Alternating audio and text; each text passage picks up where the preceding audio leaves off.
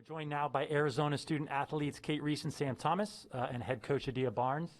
Coach, if you'd like to start with an opening statement, we'll open it up for questions after that. Well, I'm excited this year to have our fans back. I'm excited to be here at the Pac-12 Tournament with all of you guys. We've missed that for a whole year, so just want the players to experience a true year of Arizona basketball and what it's like. You know, everybody's excited about women's basketball this year, so just can't wait for them to have the true experience. Okay, I'm going to go first. Michelle Smith, Pac12.com. Adia, I asked Tara the same question. When you're coming off participating in the national championship game, how does it change the way you feel or prepare for the start of a new season? How is this different than any other start you've had? I don't prepare any differently. It doesn't feel any different. I know that people are like, oh, you know, it was a magical run, but it is what it is. That's last year. And, you know, the reality is we didn't win. So it was great to get there, but I think that our standards are just really high, and now that they've had a taste of success, I think they're just really hungry for more. So it doesn't change our approach. It doesn't change the way we work. You're going to still see us diving on the floor, you know, running people over, getting balls. That's who we are. That's our identity. So nothing different.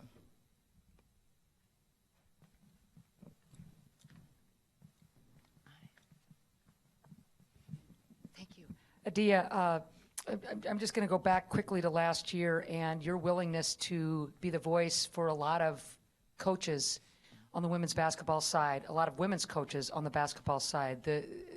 What you all as women go through on the women's basketball side and some of the hurdles that were bared open thanks to some of your takes.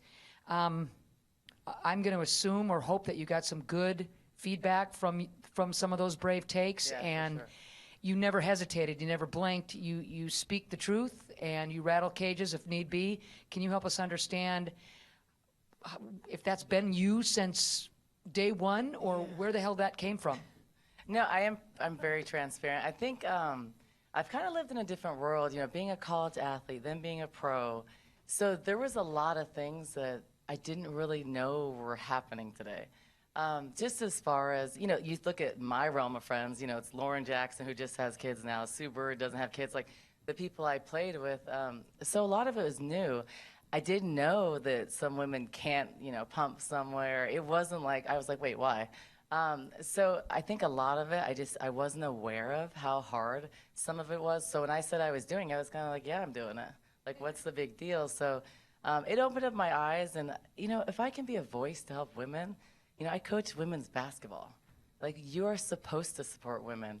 We are supposed to have, you know, we have kids. That's what we do. That's why you guys are all here. But it's like there should be a place to pump. I think that I should be able to take my kids on the plane. And luckily for me, I have supported Arizona. But I understood through all this, a lot of my friends at really prominent institutions do not have support and aren't backed up. And to me, that's sad because we're women's basketball, and to be a mom is special for them. They can see, if you don't see it, you can't be it. They see it. They see me traveling with 7 bags. They see me pumping at halftime. They walked in, I've had pumps on. But they're seeing me do it, and they can do that one day. You can coach. You can be a mom. You can have kids. Is it hard? Heck yeah, it's hard.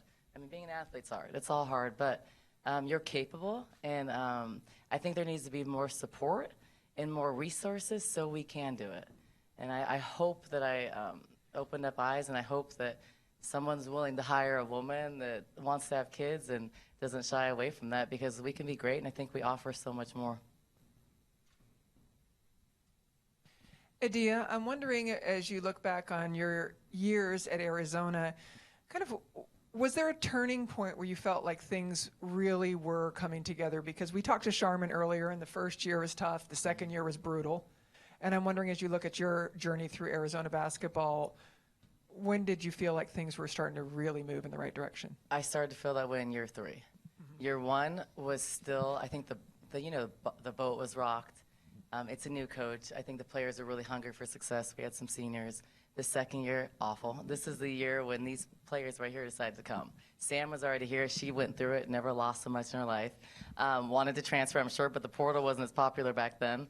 And then we have Cate, who watched us win 6 games. So they chose to come to Arizona with that vision that we were selling. Year 3, I started to feel it. Year 2, I was optimistic because I had Ari, Dominique, and Titi sitting there, so that practice team was better than our team. Ask Sam every day. So I knew we'd be better, but then we got a lot better in year 3, and then we won the NIT. So then Tucson was excited. The whole city was behind us. And then I think that led to better players, more wins. Now remember, year 4, COVID happened, so we didn't go to the tournament. So that was going to be the first time in 16 years we were going to be a 2 seed most likely and go to the tournament. That was taken away from us. So then when you look at this year, I didn't know. That was uncharted territory for Arizona. We had never been to the NCAA tournament, had never stepped foot on one of those floors, and it's much different. It feels much different than the Pac-12 tournament. It feels different than anything, and we didn't know what that felt like. So if you would have said, Adia, you guys are going to go to the tournament, or you're going to go to the Sweet 16, I would have said, oh, that's probably possible. But if you would have said you're going to go to the championship game, year 5, I would have said, okay, slow down, partner. I wouldn't have said that. So I'd say year 3, I saw the shift, and I saw the belief, and I saw the potential of being a good team. For the players, I want to ask you a variation on a question that I asked Adia, which is that what's changed for you in terms of having the national championship game experience, just in terms of your own expectations or the standards for the program, or I imagine the bar is just different than it was going into any other season, and what does that mean for what you guys hope for and how you prepare? I would say I think coming off of having experience now in the NCAA tournament, the Final Four, we want to go back every year, and I think that that's our expectation now. That's the standard. At the beginning, the standard or the expectation was, okay, well, let's get to the tournament. And now it's like we know we can get to the tournament and we know what we can do. So I think it's now just being consistent and knowing that we can get there. I think as far as expectations from other people, I think that people think now that Aries gone, we're not going to be the same team, and I disagree with them because I think we're now able to get players transfers that are really good, and I think that people believe that if they come here, they can do big things, and I think that that's something that Sam and I came here to build. So I'm really excited for the season and to see what we can do. Yeah, I would agree with everything that Cate said, and also being in the national championship game, we had the experience. Like Stanford plays 4 quarters, great offense, great defense. In that game, we maybe had like 3.5 quarters, which is why we obviously lost. So I think now we have the experience of we know what it takes to win the national championship game. Obviously, we weren't able to accomplish it, but this year we're like, okay, we have to be on our game every practice, work hard, and get better at something every day. Hi, Sam and Cate. It's Bruce Pasca from the Daily Star in Tucson. Do you guys, you talk about internal expectations, externally? I mean, with COVID lifting a little bit, are you starting to sense a different feel around town at all? Did people talk about the team? Is it different than when you arrived, or is it hard to tell still? I think now, it's still the same. We still get recognized at the grocery store. We just had masks on. I think now everyone's just actually saying, I bought season tickets. We're going to your game. We're going to your game. So now they actually can go to our games. It's not just, oh, we watched you on TV from home. My whole family was there. So it's great that now they're going to actually be able to see what we can do on the court. Sam could be the Tucson mayor if she wanted to be. She literally can. They say me, I'm like, heck no, Sam. She definitely could be. Oh, thank you, Adia.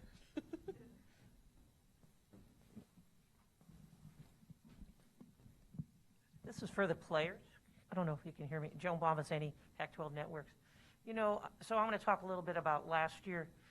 When you guys went to the Pac-12 tournament, that wasn't the best part of your season. You lost. And then you got into the NCAA tournament, and it was sort of scary. You had a good record. What changed during that time and gave you the momentum to really take off? I think after the Pac-12 tournament, we were just mentally low. We had just lost. We weren't playing our best basketball. We knew we could do way better than that, but that was kind of our last chance in the Pac-12 tournament. You lose, you're done.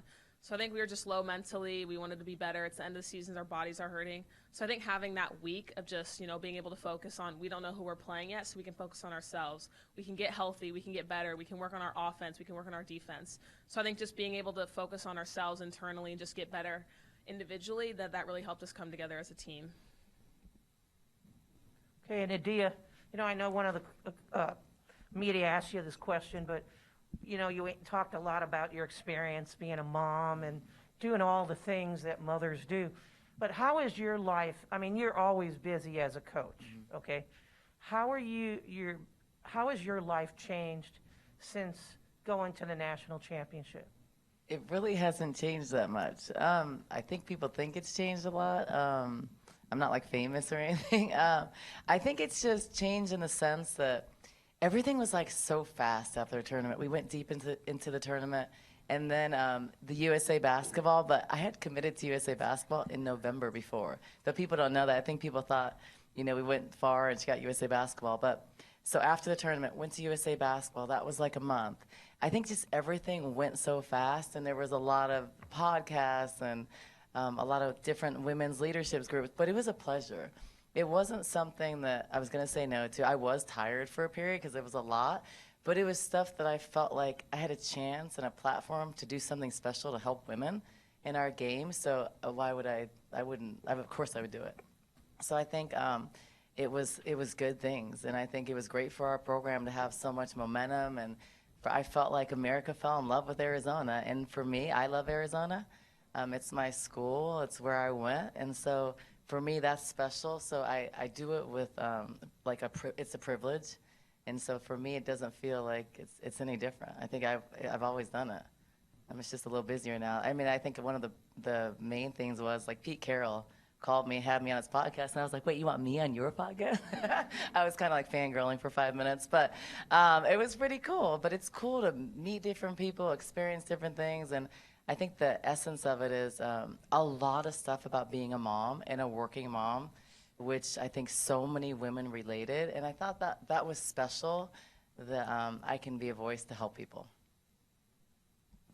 Cindy Brunson, Pac-12 Network's play-by-play voice. Sam Thomas, this question is for you. I've had the absolute privilege to watch your career starting as a freshman when you played all 5 positions to help that team win basketball games. But I was most impressed with you in front of Congress. What was that experience like, and what did you take away from it?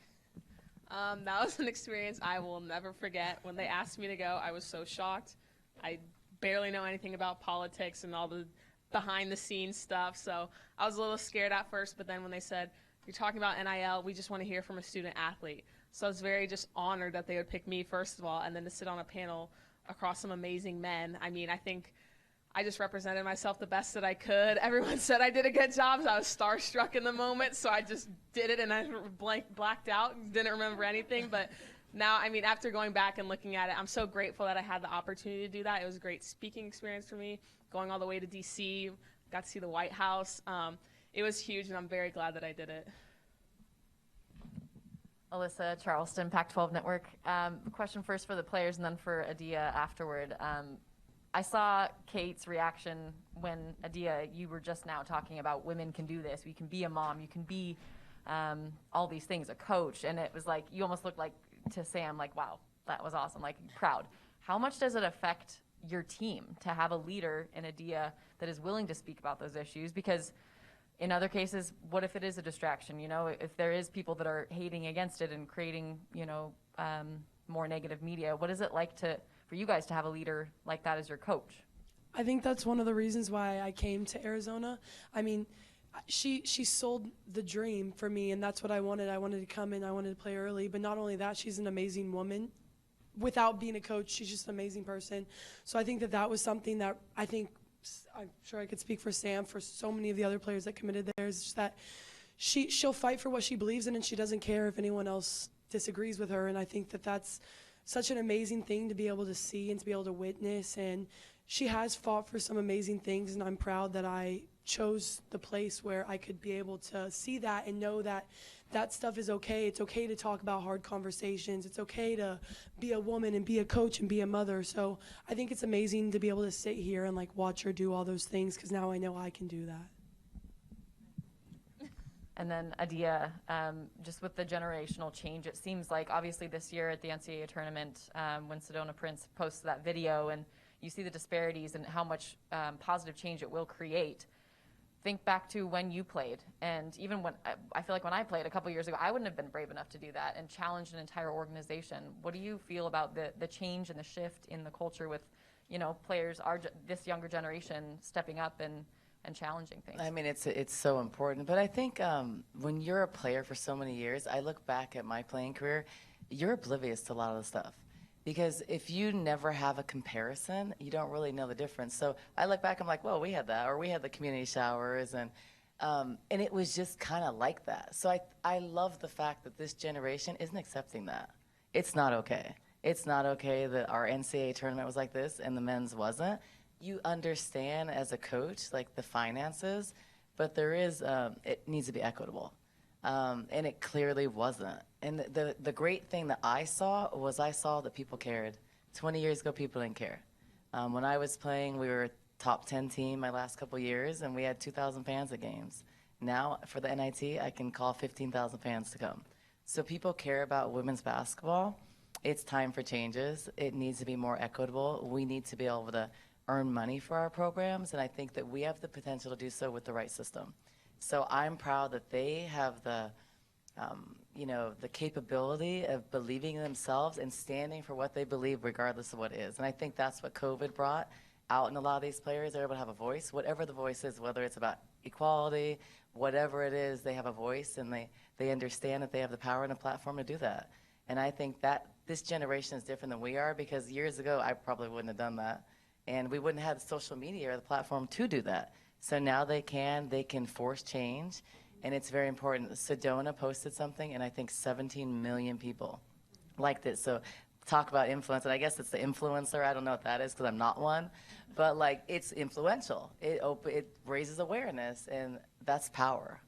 And I love to see that. I think it's pretty amazing. Maybe we have time for one last question.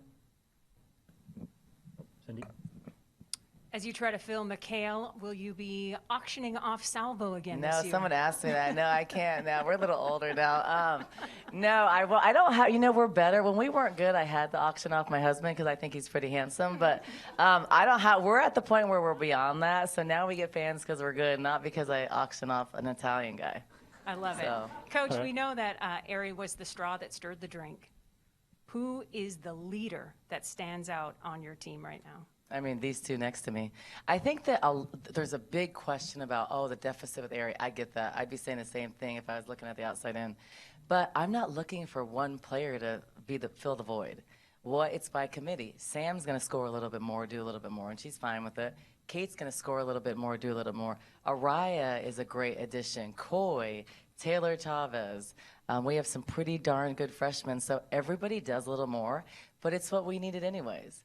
Because we were that close. The margin of error is very small. We were that close last year, but we didn't win. So we had to get better anyways. It's going to look different. But I'm telling you guys right now, we're going to be a better team. A lot of people don't think so, and I don't really care. People have their own opinion. To me, it matters how you finish. It doesn't matter how you start. But if we listened to all that, they wouldn't have been here. And if I listened to everybody else before that, I wouldn't have taken the Arizona job. So no one in the world but Arizona believed that we'd be in the championship and that we could beat anybody, and we did it. But we didn't win. But Joan believed. That's my coach. Of course she believed. But no one else believed that. So all that stuff's irrelevant for me. It's my job to say, okay, let's go out and see. That's what we coach. We got to coach them up, and we got to get better. But I think the challenge is exciting to me, and I think that's the fun part about coaching, proving people wrong. And we've done that all our life, and I've done it all my life, so that's the fun. You got to love the hard stuff, I believe. All right, Cate, Sam, Adia, thank you so much. Thank you.